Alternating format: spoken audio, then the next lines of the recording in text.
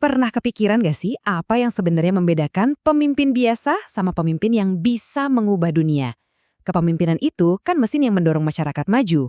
Hari ini kita bakal kupas tuntas rahasia kepemimpinan yang hebat berdasarkan buku Leadership Six Studies in World Strategy. Buku ini dari awal langsung to the point. Kepemimpinan itu bukan sekedar pilihan, tapi sebuah keharusan. Tanpa itu, seperti yang tertulis di sini, institusi bisa kehilangan arah dan negara bisa menuju kehancuran. Jadi taruhannya itu benar-benar tinggi banget. Nah, pertanyaannya sekarang, apa sih resep rahasia seorang pemimpin hebat itu? Inilah pertanyaan besar yang akan kita coba jawab. Dengan melihat ke masa lalu, kita akan menemukan pola-pola yang membedakan mereka yang cuma sekedar memimpin dari mereka yang meninggalkan warisan. Yuk kita mulai penjelajahan ini. Oke, kita mulai dengan konsep pertama, pemimpin sebagai ahli strategi.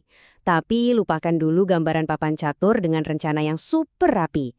Coba bayangkan seorang penari di atas seutas tali yang sangat tipis, di mana setiap langkahnya adalah pertarungan antara masa lalu dan masa depan. Definisi strategi di sini, wah, ini mengubah cara kita berpikir loh. Ini bukan soal punya semua data atau informasi lengkap. Ini adalah seni mengambil keputusan di tengah ketidakpastian, mengandalkan intuisi saat informasi terbatas, di mana setiap pilihan bisa mengubah segalanya. Satu langkah salah bisa jadi fatal.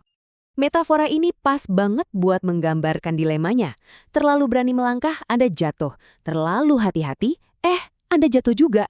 Keseimbangan itu kuncinya, antara punya visi yang melambung tinggi dan tetap berpijak pada realitas yang ada. Ternyata nih, nggak semua pemimpin itu diciptakan sama. Buku ini membagi mereka ke dalam dua gaya yang sangat berbeda, tapi sama-sama kuat. Coba kita lihat dua wajah kepemimpinan ini. Di satu sisi, ada sang negarawan, ibarat arsitek yang pragmatis yang memperbaiki dan membangun di atas fondasi yang sudah ada. Di sisi lain, ada sang visioner, si revolusioner yang nggak ragu buat merobohkan bangunan lama demi menciptakan sesuatu yang benar-benar baru. Intinya, si pembangun versus si pendobrak. Tapi, nah ini kuncinya, pemimpin-pemimpin terhebat itu nggak kaku di satu gaya aja. Sosok seperti De Gaulle atau Sadat itu contoh sempurnanya. Mereka itu jago banget, tahu kapan harus menjadi arsitek yang sabar dan kapan harus menjadi pendobrak yang berani. Tapi, dari mana sih para pemimpin ini datang? Mereka kan nggak muncul begitu saja dari langit. Mereka semua lahir dari sebuah era perubahan besar, sebuah pergeseran lempeng tektonik dalam masyarakat. Yuk kita lihat zaman yang telah membentuk mereka. Mereka ini adalah produk dari runtuhnya dunia para bangsawan, di mana nama keluarga menentukan takdir. Mereka bangkit di era baru yang revolusioner, sebuah dunia di mana untuk pertama kalinya karir terbuka untuk orang-orang berbakat. Kemampuan, bukan lagi garis keturunan, nah itu yang jadi mata uang barunya. Perubahan ini jelas nggak terjadi dalam semalam. Ini sebuah evolusi. Dimulai dari ujian masuk di abad ke-19 yang mulai membuka pintu bagi yang cerdas, sampai akhirnya lahir generasi pemimpin baru yang ditempa oleh kerasnya pendidikan setelah Perang Dunia II. Dan ini nih yang bikin mereka beda. Pendidikan mereka bukan cuma soal menghafal fakta. Tujuannya adalah membangun karakter, memberikan pemahaman mendalam tentang sejarah, dan menumbuhkan kemampuan buat berpikir kritis dan bernuansa. Kontras yang tajam banget sama zaman kita sekarang kan?